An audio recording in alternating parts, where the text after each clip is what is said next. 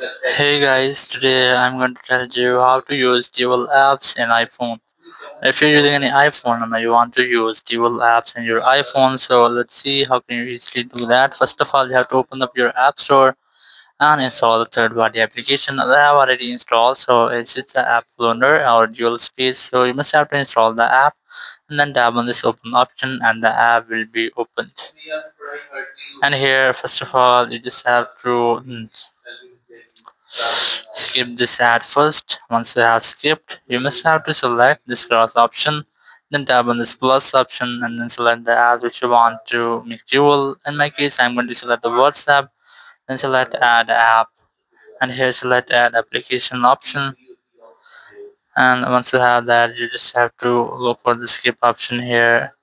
So once the app has been skipped, you can see that the WhatsApp app is dual. So now you can easily use dual app in your phone. You can see that I have two WhatsApp in my phone. I have enabled dual app for my WhatsApp.